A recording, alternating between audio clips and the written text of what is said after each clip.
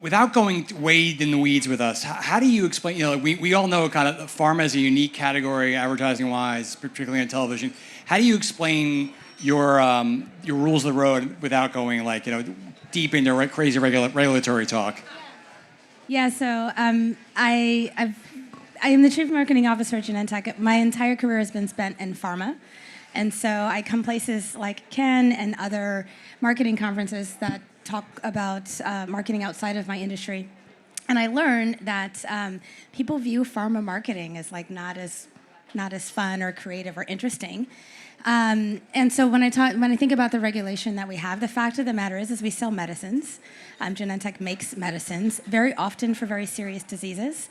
And what we must do, and what we are mandated to do, rightfully so, is make sure that everyone who understands about our medications knows everything necessary about it, how it works, what its efficacy is, and potential side effects. And that is just sort of our rules of the road. And you can debate whether or not we should or have to do that. I think it is incumbent upon us to make sure that if we're treating someone who is sick and scared, that they know what they're getting.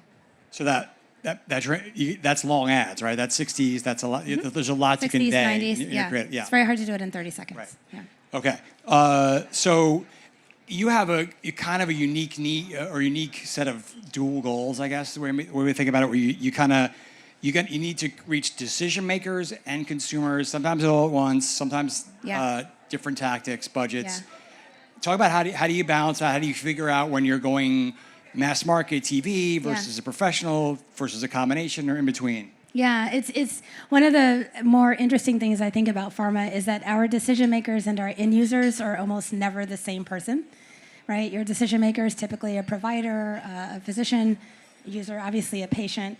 It's not totally unique of a state of being. So I think about, Abbott sells baby formula to parents. Again, end user, decision maker, not the same person, right? There's other instances where this happens.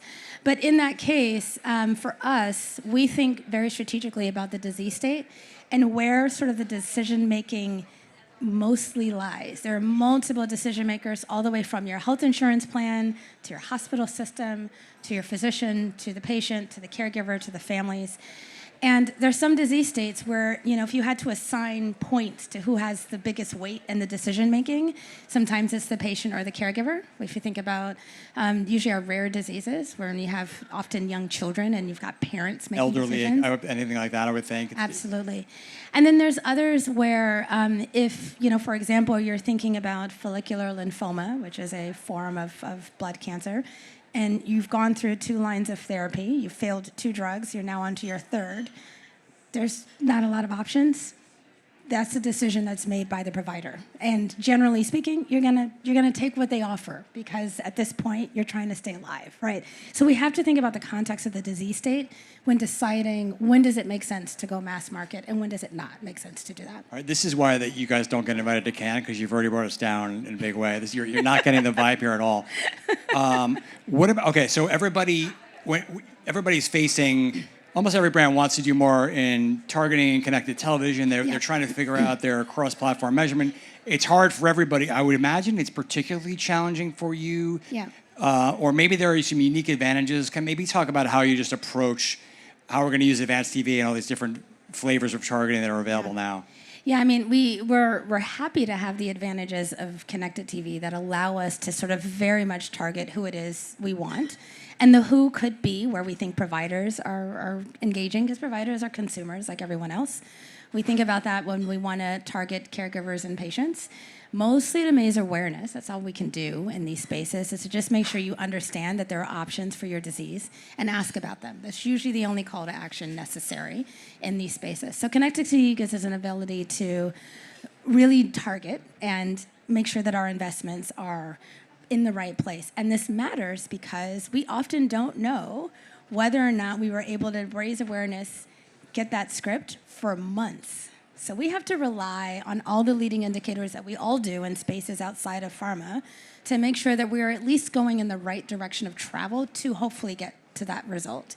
By the time we learn of whether or not we've gotten the true ROI, like have we gotten actual additional prescriptions, Yeah, it's usually a minimum of 60 days. These are not quick purchase decisions where No. you're getting closed loop in a minute. No, because we don't find out about it until the insurance claim comes in. We know what we sell.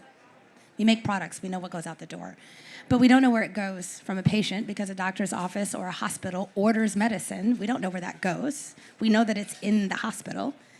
And the only way we know which patient got it in terms of not the individual, but maybe what disease they had, is when the insurance claim comes in. And that's usually 30 days after. If you know, the claim process is not a quick thing No. for the most part. If anyone has had to deal with that, it's not fast. So we just have to be as sophisticated as possible in the upfront and thinking about our lead indicators because we won't know for so long. And so the idea of making midstream changes, I've got something, that maybe is working, maybe I should change it, optimize it. That can be very hard if you're only looking at your lagging indicator. And it takes a long time. So, yeah. Okay, what about now when you say targeting, I wonder, do you mean, I guess my expectation is you have to be really careful with personal identifiers, which everybody does, but Yes. do you have to veer away from that and have to use much broader targeting? Can you use clean rooms, all these data matching stuff that we talk about? We can. We have yet to do deep experimentation in those kinds of clean room settings, but what we think about when we are crafting audiences, specifically in TV, and to be clear, out of the more than 30 medicines that we make and sell, we only are in DTC for 3 of those medicines. So for us, again, as I mentioned earlier, it's a strategic decision. And because it's so strategic, by the time you are at the yes for the significant investment, we're very clear on where we need to go, who needs to hear this message, and we're just looking for the outlets that give us the best chance of targeting those audiences that we're trying to reach. What about the flip side? If you're trying to tell a lot of people about a condition, can you get the audience that you want in connected television and do that, with the consistency that you used to in linear, or is it harder? Our data shows that we do better in connected TV because we're just able to craft audiences more specifically and in a more targeted way. That allows us, again, these are big investments for us, and to be able to make sure that those investments are working in the way that we anticipate that they should. That is what connected TV gets us. And the other thing that we see in connected TV is it gets better over time, right? What it was 3 years ago and what it is today is not the same. And so we are not just thinking about today, but the future and where that technology will enable us to get even better targeted, knowing that we can't get down to specifics of patients. When RFK Jr. was kind of came into office, there was a lot of speculation that he might want to regulate pharma advertising. I know a lot of other countries you can't do what you can do in the U.S. It seems like that's kind of quieted down, but you never know. Are you guys worried about that, reacting? What would that do to your marketing strategy if there were a whole lot more restrictions? What are you thinking about there? I mean, on the one hand, we're an industry that is used to being restricted and regulated. So we just find other ways to be creative within whatever space and confines come.